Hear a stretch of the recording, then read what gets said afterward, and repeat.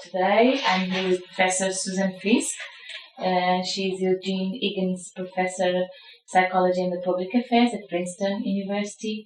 Her publications and her contribution to social psychology is very well known, but mostly it is recognized the contributions in cognitive stereotypes and emotional prejudice, culturally, interpersonally, and neuroscientifically, with policy implications. It would be very difficult to choose some highlights, but we can always highlight some recent ones, like the book The Human Brand and How We Relate to People, Product and Companies, or another book like Anti-Up, Scorn Down, How Status Divide Us, and of course the book Social Cognition with Sheila Taylor, which is a reference for the field. Additionally, she's the editor of the Annual Review of Psychology and also the president of the Federation of Association in Behavioral and Brain Sciences. And this is just a few highlights of Susan Fiske's CV, because it would be very difficult to summarize it all. I would like to thank you for being available to share with us some of your ideas and work. And I will now try to talk about the issue of your keynote. Your keynote is about talking up and talking down, the power of positive speaking. And when I was thinking on it, I was very impressed with this idea that in common sense, as you say, you usually think if you don't have anything to say, just don't say. If you don't have anything positive to say or something nothing nice to say, please just don't say nothing at all. And this is, I think, a belief that many people share. And your research and several studies that you conducted show that there are negative effects of this belief. And the first thing I would like to hear from you is if you could explain more about these negative effects of this belief. Sure. Well, people are very well-intentioned in polite conversations and frequently abide by this rule of positivity. So if I'm talking to you, one of the rules that we go by is that I won't lie to you and I will be relevant, but at the same time I will try to say nice things. And what our research has been finding is that it's not always nice to be nice. And where this comes from is people's expectation that when they're talking with other people about a third party, another person or a group, there are two dimensions on which they'll convey information. One dimension is the other's warmth or trustworthiness. What are their intentions? Are they, a new colleague coming in? Do they have benign intentions or bad intentions? Or an immigrant group coming to your culture? Do they have good or bad intentions? Are they friend or foe, basically? The other dimension that we find, and other people find it too, is competence to act on those intentions. Because if they're not competent to act on the intentions, it's not so relevant. So these two dimensions are what people expect to hear from other people when they're communicating about a person, trustworthiness or warmth, and competence. So what happens is if you omit one of those two dimensions, people infer that it must be bad. So if you talk about both and say positive things, people are perfectly comfortable doing that. But if people have doubts about one of the dimensions and they say nothing about it, then the dimensions are seen as being hydraulic. So not only is leaving it out implying that maybe something bad is going on, but also if you're high on one dimension, people assume you might be low on the other. So the assumption in general, and this is the work of Chick Judd and Vincent Iserbit and Nico Pervin, among others, that there's a compensation with these two dimensions. They tend to be negatively correlated. So it's even more the case that if you say one thing positive and just don't say anything about the other one, people assume it must be negative. Can we assume that, because usually when people don't say the negative, is because they don't want to confirm the stereotype. So, do you have evidence showing that, in fact, the same happens?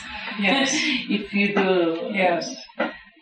So, let me just give one concrete example. So if you have a new department chair and people say, what do you think of her?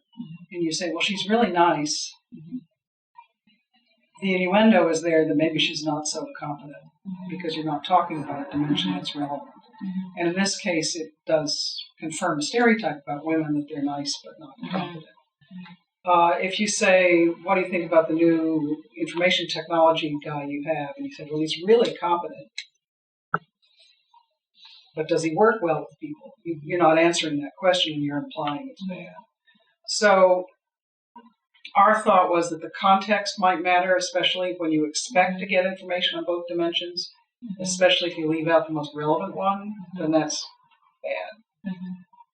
And your question about stereotypes relates to my examples, one of which is about a woman in a leadership role, and the other one is about a guy in a tech role. And people make certain assumptions about people in those roles.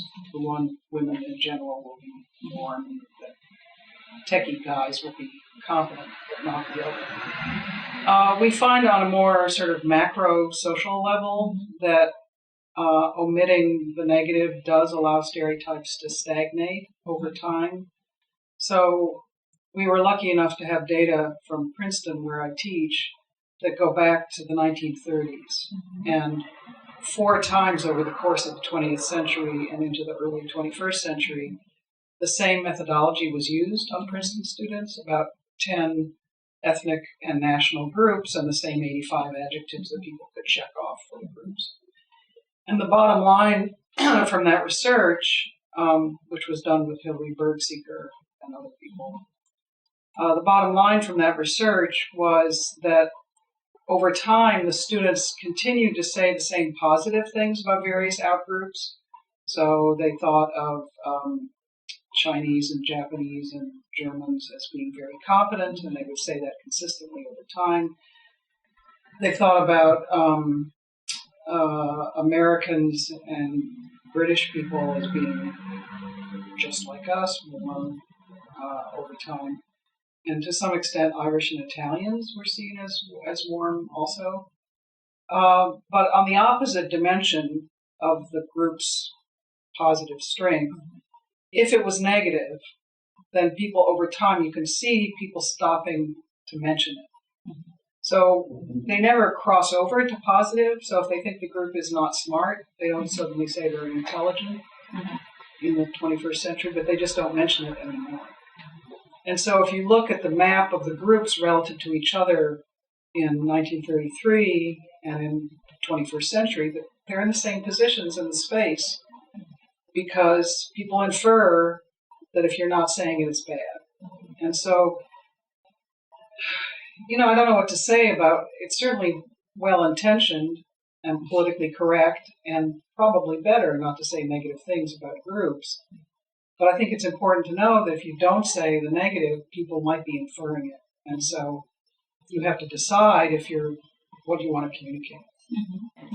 What I was thinking is that considering that the topic of this conference is about leadership, is what can happen with this effect if it comes from a leader.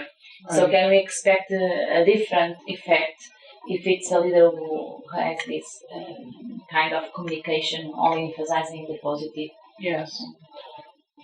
So I think it's important to remember, of course, that leaders by definition have power and status, and so whatever they say will have twice as much impact as what a subordinate says. So there's that difference to begin with. And the theme of the conference is respectful and effective leadership, and so if a leader is not respectful, then that's going to have a big impact. But we, in other work that we're doing right now that's not published yet, we found a kind of odd dynamic that happens between people who have leadership and people who are subordinate to them. And it comes from this. People who have high status are assumed to be competent. So if you're a leader, then people assume you're smart and intelligent and effective. And people who have low status are assumed to be incompetent. And we find this all over the world. Its correlation's about 0.8. It's really incredibly high. People believe in meritocracy. And there's very little sour grapes, very little saying, oh, that person's in charge, but they don't deserve it. It happens sometimes, but it's really the rule is that if the person is assigned a leadership position, people assume that they're competent. So what this means is that a leader and a follower, come together in an interaction with each other, and the leader can assume that he or she is presumed to be competent. So that's not the goal that the leader has in that interaction. The goal of the leader is to be seen as nice and warm, because that's the dimension that's missing, and potentially if they're hydraulic, if they're negatively correlated, then that's the concern the leader will have, is whether they're seen as warm or not. Conversely, the concern of the subordinate is if they're stereotyped as incompetent, their concern is going to be to get respect and competence and be seen as competent. They're less worried about being seen as nice, because the presumption is that they're nice but stupid or less smart. So what you have is two people who are interacting with each other who have different goals. One says, let's be nice and friendly, and I want you to like me, and the other one says, I want you to respect me. And so for me, this is kind of tragic, because they're working at cross purposes, and even with the best of intentions on both sides, particularly on the part of the leader who's got more power and more status, even if they mean well, they're not meeting the needs of the subordinate person for respect.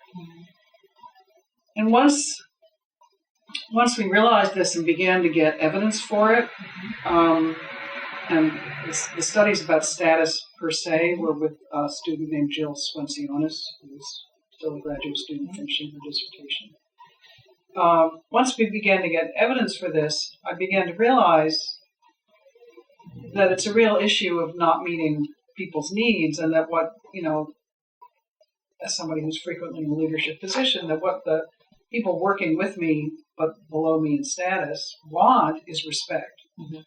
Friendship, that depends, but definitely respect. I mean, everybody wants respect, but the thing is that if you're a high power, high status, you can assume that you have respect. Mm-hmm. Yes, I was wondering if, considering that in organizations, feedback plays a very important role for the worker to adjust the expectations of the leader and also to do a better work, how your results and your research can give some kind of recommendations for leader feedback to the subordinates. Well, I think it's important to understand that what subordinates are wanting is feedback about their work. Mm-hmm. And if subordinates are expecting feedback on both dimensions, then if you leave one out, then they will infer that it's not good, and they can't develop on that dimension. The most important dimension to talk to people about in a work context is competence and skills and knowledge and abilities. But I think it's important also to say things about interpersonal skills and trustworthiness and warmth and ability to work with others. But I think it's a mistake to focus on that, because then people don't know the most important dimension for a work setting, which is, am I competent at my job? So I think the worst thing to do is to say, well, you're really nice and a good team player, and leave it at that. I mean, you can say that. It's important to say if it's true. So one time I did not get a job that I was interviewing for, and one of the people on the committee said, well, if we were hiring the person we liked better, it would be you. And I thought, okay, and I went away and thought about that, and I thought, wait a minute, they've managed to insult me, saying you're not competent enough, and they also insulted the other person, saying that other person was not nice enough. So I thought that was a very skilled insult. Yeah, I was just wondering to finish.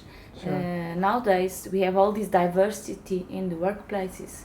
So we have people from many countries, so race is now, well, diversity is a characteristic. And I was wondering if for this characteristic of diversity and different races, we can expect the issue of the status to be even have a stronger effect, be more important or not? Well, this is a big issue all over the world, and with immigration and globalization, which are all good things. And I'm a big believer in hybrid vigor. You know, I think it's good for organizations to be diverse. You know, there are tensions when people first come in, but in general, it's more creative and productive once you get over the assimilation issues. But what we find in our work, in the American context, one of the bigger issues is interactions between African Americans and whites. And what we hypothesized and found was that when a white person is interacting with a black person, that they do the same things that high status and low status people do.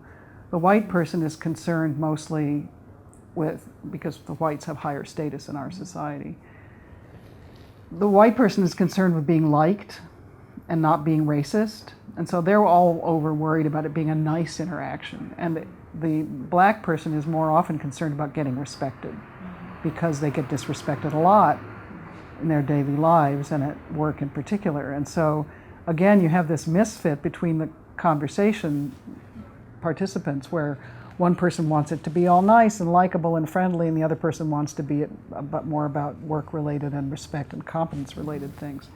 It's not that you can't get to the other dimension eventually, but as a sort of basis of interpersonal effectiveness and trust, you need to have that basis of respect for the subordinate person. And in our most provocative data, what we've found is that American presidential candidates, who, except for Obama, have been white, we have speeches that they give, the white candidates give to minority and majority audiences. And what you find is that it's the Democrats who are the most well-intentioned toward minorities who do this the most. So the better their intentions are, the more they're patronizing and condescending, really. And we find this with students too, that in the black-white interactions, it's the white students who are the most well-intentioned on racial issues, who are the most concerned with being seen as nice and trustworthy and not racist. And so they talk down to their black conversation partners. So it's a little bit of an irony. It's a lot of an irony. The only good news in this is that with the presidential candidates, the Democrats show up more often to minority events than the conservative Republicans do. But anyway, it's just a way of saying that good intentions are not enough, and you have to know also about the pitfalls of these intergroup interactions. To end up, I would just like to ask if you would like to add any kind of information or to leave a take-home message. I don't know. Well, I think I'd like to leave two take-home messages. One is that every in-group, out-group encounter has nuances, and one of the nuances is that some groups are at risk of being disrespected. Many are, but some are at risk of being distrusted. And so it's important to know how the ethnic and national groups work in your society, and that's why we've done the work on the stereotype content model all over the place, because some groups, many subordinate groups are disrespected, but some of them are disliked as well. And so it's important to know when you're managing diversity, whether the primary issue for that group is being disrespected, which it probably is, but also whether it involves being disliked. And then the second take-home point is more generally, I think it's important to know that it's not always nice to be nice, and that you have to be relevant. And in the rules of conversation, relevance is right up there with being nice. So thank you for your kindness to give us this interview and for sharing with us your knowledge about this topic. And I think that everyone will think twice now before they talk. My pleasure. Okay, thank you. Nada.